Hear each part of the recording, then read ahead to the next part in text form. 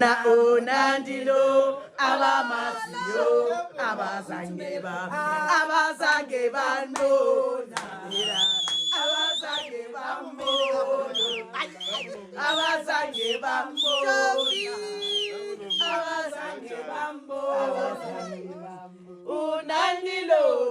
unandilo abamaziyo abazange bambona unandilo abamaziyo abazange bambona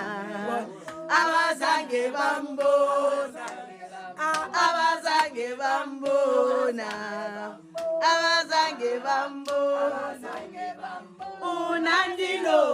unandilo abamaziyo abazange bambona unandilo abamaziyo alisita alfoza yamafo abazange bambona awushuthi namhlanje abazange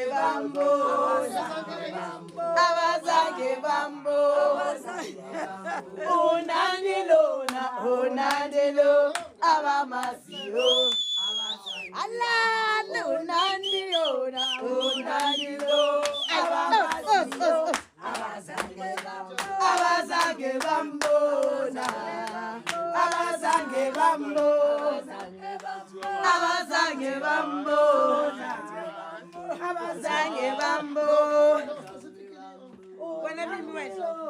unandilo abanaziyo abazange bambona unandilo abamaziyo abazange bambona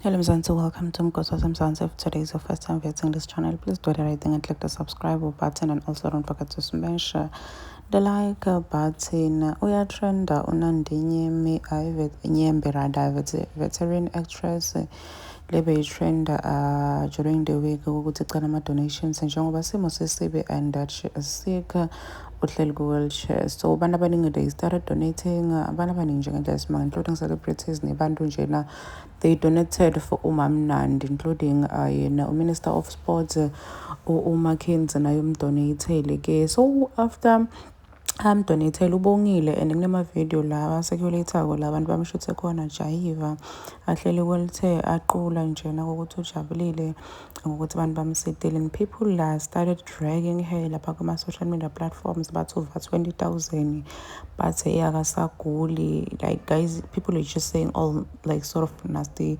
comments about that video basho ukuthi awusovukile njengoba lekhana ecela ama donation bekana nabo kwenye lo sokhona nokujayiva kasaguli. Some even said ukuthi this is beautiful, kuyakhombisa nje ukuthi she is really appreciative, uyabonga uyajabula lokubantu labamendele kona. So but labanye abantu sakuthi thina sibantu asifani guys nokuqabanga kwethu, kunebantu vele abaqabanga ngalendlela every day. Like you cannot expect umuntu ukuthi angakhombisi ukujabula after bamendele into lendleni. Ukhanisike ukuthi iyakasaguli, no uyagula njengoba siyambona ukuthi usase wheelchair akekho right, but uyajabula lokubantu lokuhlela bamendela kona. Abantu into le ama donations phakathi ukuthi yathi wonke umuntu ibona mase kufika lapha because bambo lokhu nje bakhuluma ngawe. Ngisho nalonga ka donate ukuyakhuluma but uyathi ukuthi awuphosanga lutho, thola ayikho imali yakho.